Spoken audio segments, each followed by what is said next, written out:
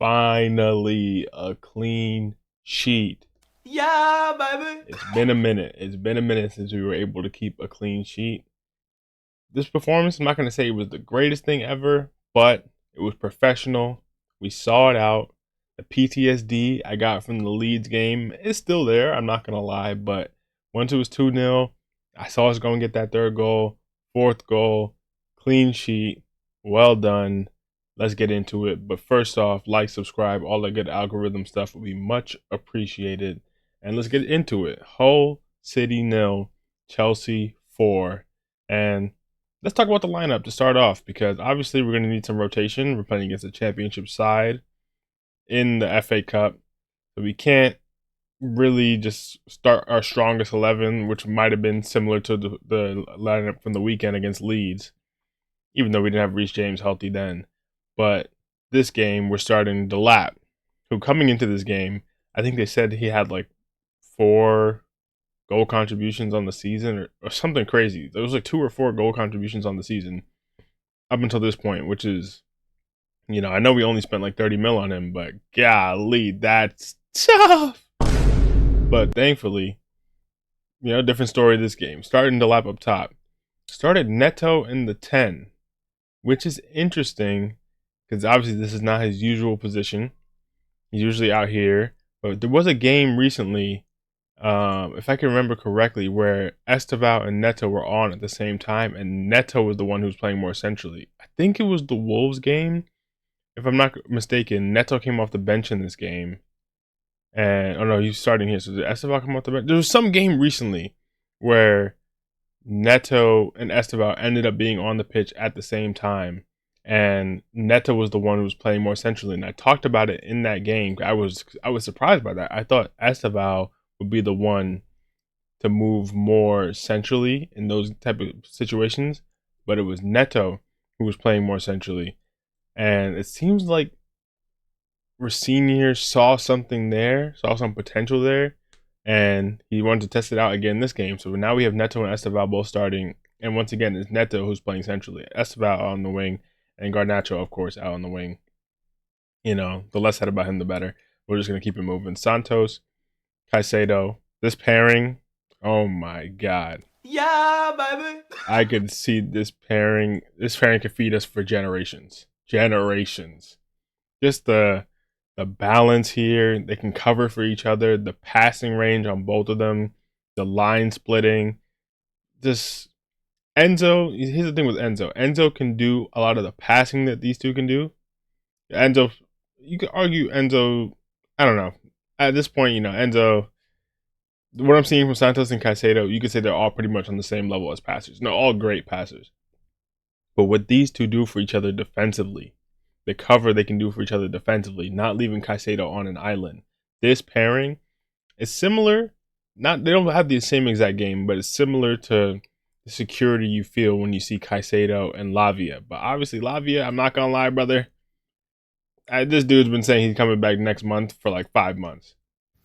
Let's be real. Let's be real. I like Lavia. I think he's a great talent, press resistant, but at some point we have to have someone who can play regular minutes. You can't see one game every few months and say, "Oh, great performance," and then see you later when you recover. So the fact that Santos is coming in, putting in performances, and giving our team control. Control is a big one, and Santos gives us that control. The line splitting passes, the defensive work too. Not like the greatest defender of all time, but he puts in the work, the coverage, more secure than Enzo. This pairing, I love it. I absolutely love it. And it's helping us build up in different ways too. If you've seen these last 2 games, obviously the Leeds game, we ended up throwing that away. Less said about that, the better. But in that game, the first half, the passing that we're seeing when we have Caicedo and Santos sitting in those positions is beautiful. Obviously, this game is not as beautiful as when we had Palmer and Estevao and Enzo being there to play off them, even João Pedro. But still, some great stuff today. And this center back pairing, let's talk about it too. Yeah, baby. Fofana and Sarr looked comfortable. Now, I wouldn't say extremely comfortable. Hull had their moments where they tried to break through. They got us on the break. And I'll give it to Hull. They had some opportunities here and there. But generally speaking, there wasn't any moment where I really felt like serious panic with these two on the pitch where I was like, oh my God, these two can't play together. But James next to them too. Hato even looks solid. This is a really solid defensive line. Obviously, Kukureo would start in an ideal world.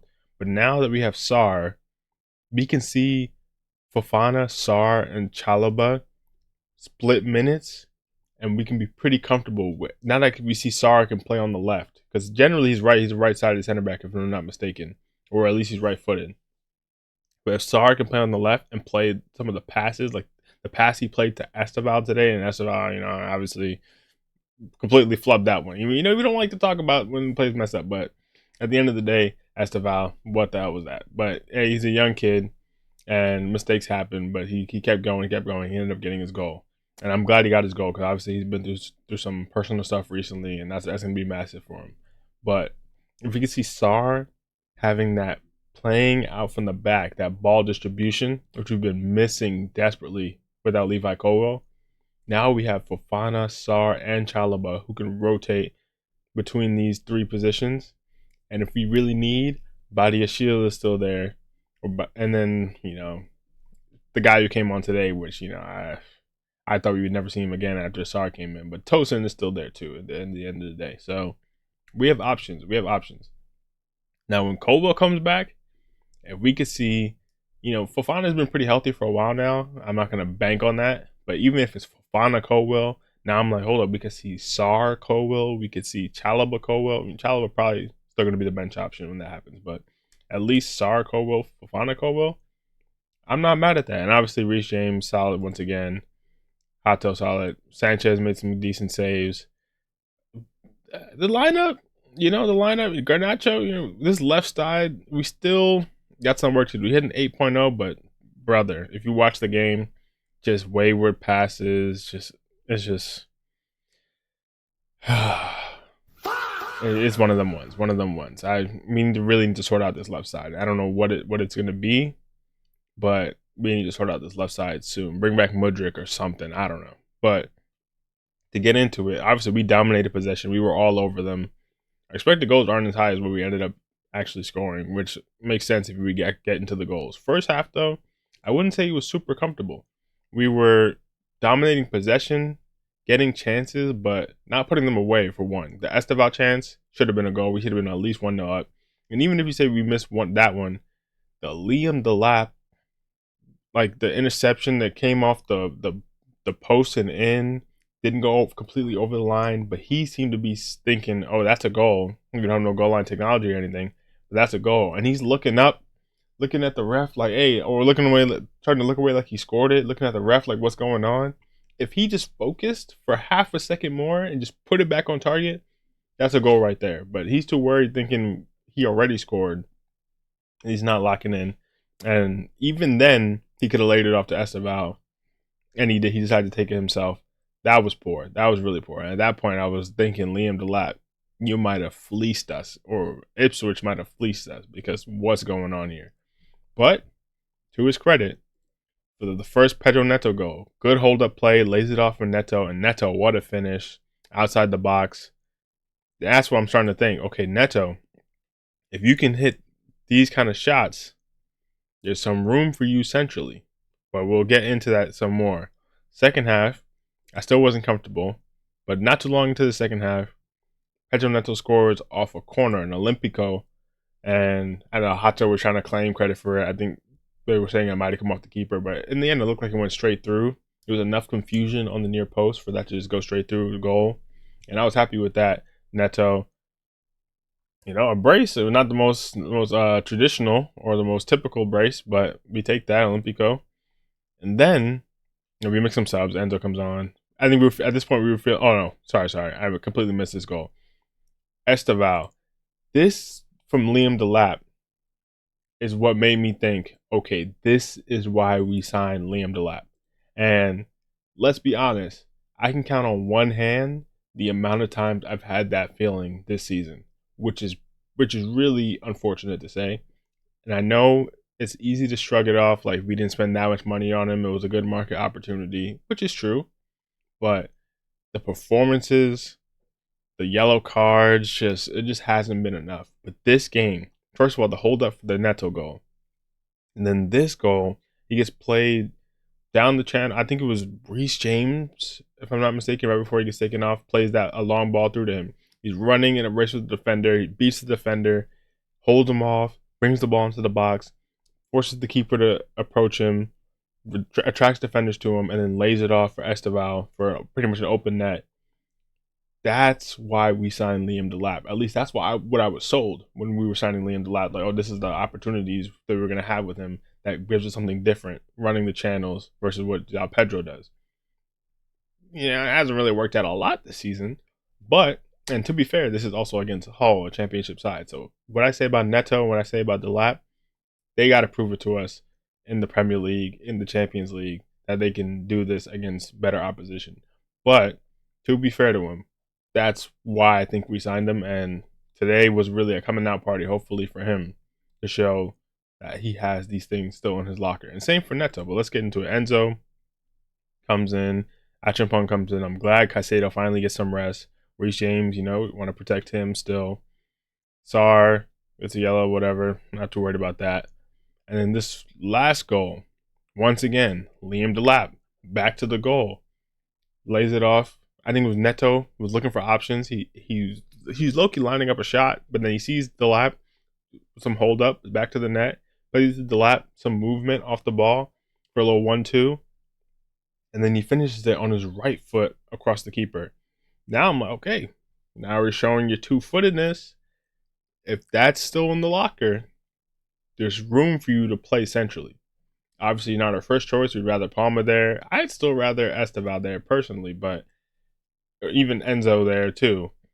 But it gives us options now, especially in these games where we need to rotate. And if Neto can give us something like this in the middle, it's something. It's something. Because let's be real, we've talked about it almost every time Neto has touched the pitch in the last month. When he's out on the wing, the decision making, the predictability, it's not enough for a winger, which is crazy because he's made his trade as a winger.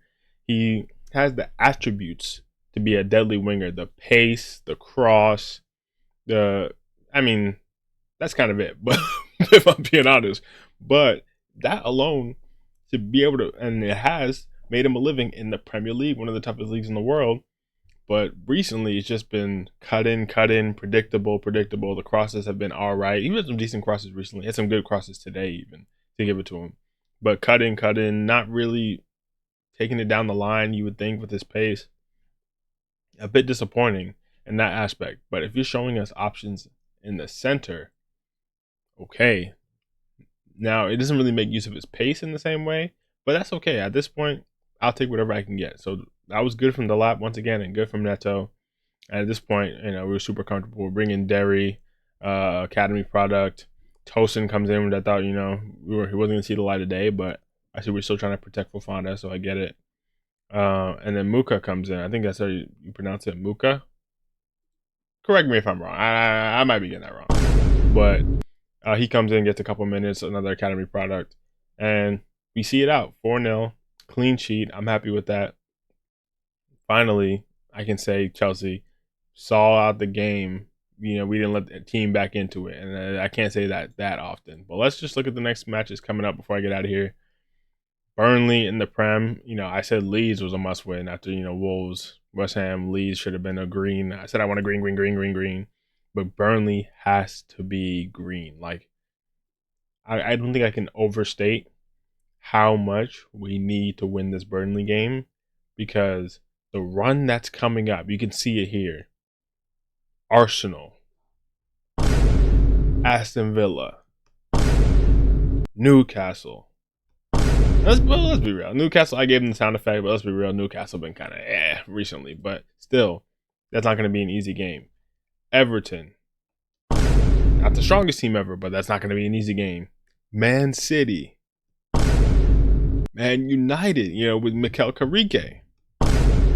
This is what we're talking about here. This is a deadly run. Brighton have been kind of cheeks recently, but this is a deadly run of fixtures that's coming up here, there's no room to mess around, and we need. And this is not even showing what's going to end up being some Champions League fixtures. It looks pretty sparse right here, but we're going to find out who we're going to play in the Champions League soon.